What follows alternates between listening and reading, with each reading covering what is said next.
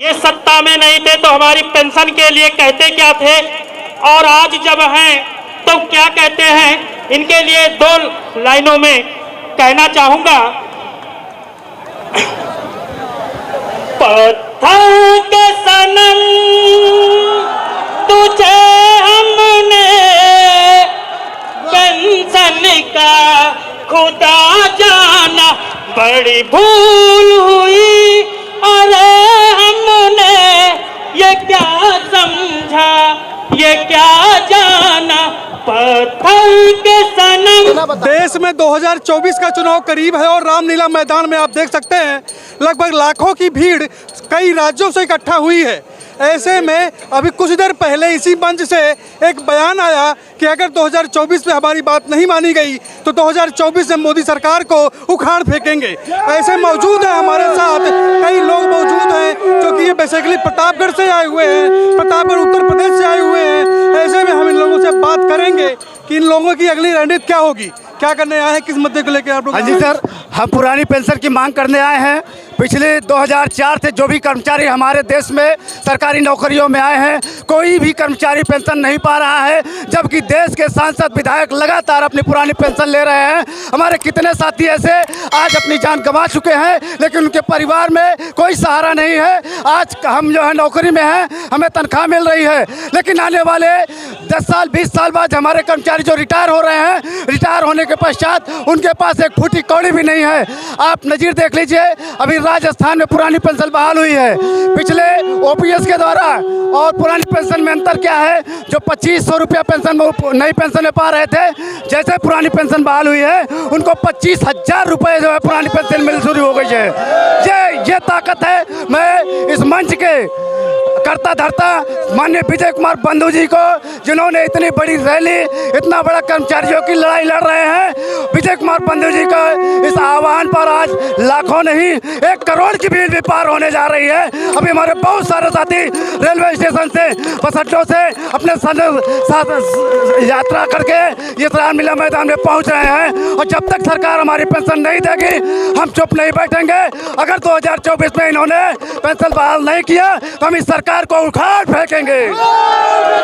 रामलीला मैदान में पुरानी पेंशन बहाली को लेकर लगभग लाखों लोग कई राज्यों से इकट्ठा हुए हैं, और सबसे हैरानी की बात यह है कि इस रामलीला मैदान में कोई भी नेशनल मीडिया नजर नहीं आ रही है। ऐसे में आप क्या कहेंगे इस बारे में। सिर्फ और सिर्फ ओपीएस चाहिए और कोई बहाना नहीं चाहिए, सिर्फ ओपीएस।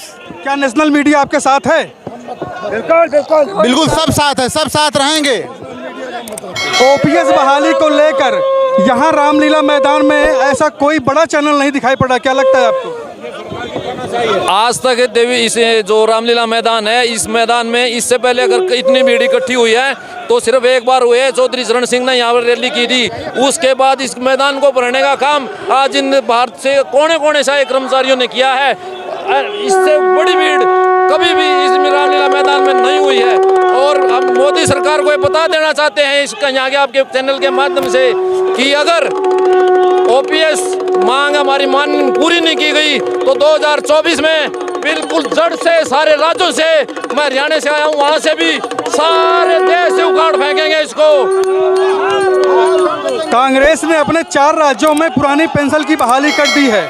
अगर 2024 में इनका मैनिफेस्टो में ये वादा करती है कांग्रेस, तो क्या आप लोग कांग्रेस के साथ जाएंगे? बिल्कुल जाएंगे, बिल्कुल जाएंगे। जो ओपीएस की बात करेगा वही देश पे राज करेगा, जो ओपीएस की बात करेगा वही देश पे राज करेगा। रिजर्व बैंक के एक रिपोर्ट के अनुसार ओपीएस बहाली को लेकर रिजर्व बैंक ने कई राज्यों को चेतावनी दी है कि ये इस प्रकार की रेवड़ी अगर आप बांटते हैं तो राज्य सरकारों को बड़ा घाटा हो सकता है। ऐसे में क्या कहेंगे आप? आपका क्वेश्चन। हाँ, हम बताएं। रिजर्व बैंक जो है केंद्र सरकार की कठपुतली बन गया है, और रिजर्व बैंक इस तरह से नहीं देखता बहुराष्ट्रीय कंपनियों को, पूंजीपतियों को जो धनराशि सरकार दे रही है एनपीए के तौर पर बैंकों के जो कर्ज माफ कर रही है, उससे क्या देश का नुकसान नहीं हो रहा है, बल्कि देश का नुकसान राजनीतिक भ्रष्टाचार से ज़्यादा हो रहा है। अभी विधायकों सांसदों के मृतक आश्रितों को पुरानी पेंशन देने के लिए भी सरकार तैयार है, लेकिन मेहनत कश कर्मचारियों को, शिक्षकों को सरकार देने के लिए तैयार नहीं है। ये दोहरी नीति है, एक देश में एक विधान की बात तो करते हैं। जिस विश्व गुरु भारत बनने की बात प्रधानमंत्री और बीजेपी सरकार करती है, ऐसे में अगर शिक्षक सड़क पर, वो शिक्षक जो नई पीढ़ी को एक नया रूप, एक नई दिशा देते हैं, अगर वही शिक्षक सड़क पर अपनी मांगों को लेकर लगातार धरना देंगे तो ऐसे में भारत कहाँ विश्व गुरु बन सकता है। यहाँ पे कई सवाल हैं और कई सवालों का जवाब देने के लिए यहाँ दूर दूर से लोग आए हुए हैं, कई राज्यों से आए हुए हैं। आपको क्या लगता है कि 2024 में बीजेपी अगर दोबारा सरकार में वापसी आती है, दोबारा सरकार में आती है, तो आपकी इस मांग को मानी जाएगी? बीजेपी द्वारा कोई उम्मीद नहीं है।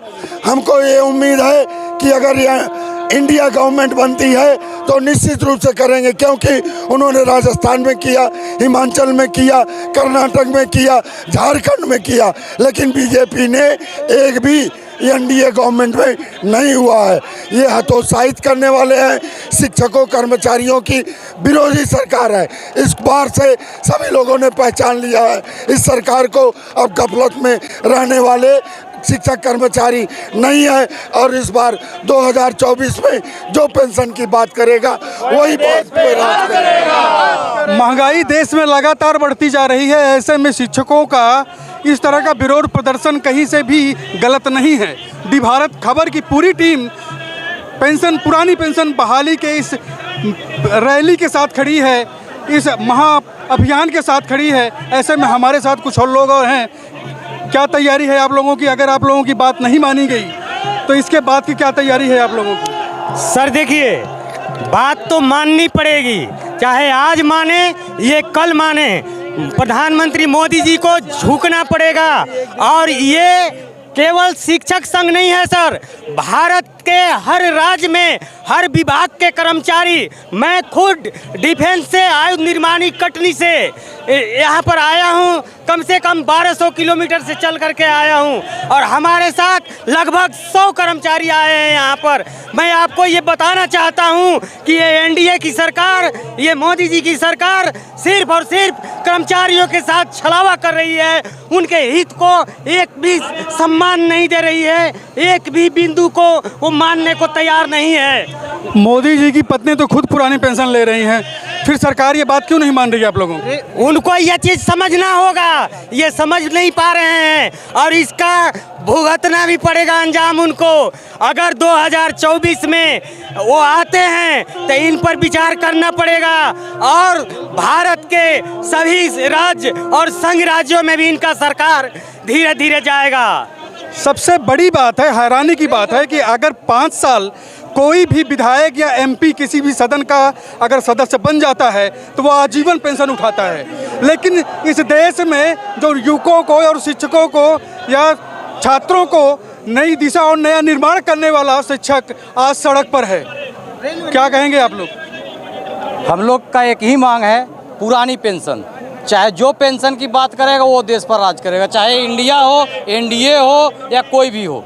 2024 में अगर ये अपना पहला घोषणा पत्र में नहीं देते हैं मोदी सरकार, तो मोदी सरकार को हम लोग उखाड़ फेंकेंगे। वादे तो मोदी सरकार ने पिछले 2019 में भी बहुत किए थे, क्या लगता है आपको कि सारे वादे पूरे होंगे? नहीं होंगे, तो जो जहाँ जहाँ ओपीएस की बात हो रही है वो मुद्दा बना रहे हैं, अपना पहला एजेंडा रख रहे हैं, उनकी वहाँ सरकार बन रही है। कर्मचारी हमारे साथ रेलवे से कुछ कर्मचारी जुड़े हुए हैं, जो कि पुरानी पेंशन बहाली को लेकर रामलीला मैदान में इकट्ठा हुए हैं। क्या कहेंगे आप रैली के बारे में? हम ये कहेंगे कि हम 13 लाख केंद्रीय कर्मचारी है लगभग देश के अंदर, और सभी कर्मचारियों ने एक कसम खाई है कि जो हमें पेंशन देगा हम उसी को वोट करेंगे। और एक कर्मचारी के साथ में बीवी बच्चे, लगभग 13 लाख कर्मचारियों के साथ में एक एक आदमी को जोड़ने की कोशिश करेंगे। जो अपने गवर्नमेंट, जो भी पार्टी है, वो अपने घोषणा पत्र में केंद्रीय कर्मचारी और स्टेट कर्मचारी को पेंशन की बात करेगा। हमारे सारे संगठन, ऑल इंडिया ST/SC एसोसिएशन से मैं हूँ, हमारे संगठन सारे संगठन यहाँ आए और सारे संगठन इसी चीज़ का प्रण लेके वोटिंग करेंगे। जो पार्टी हमारे मांग को घोषणा पत्र में लेगा या इम्प्लीमेंट करेगा उसी को हम वोट करेंगे 24।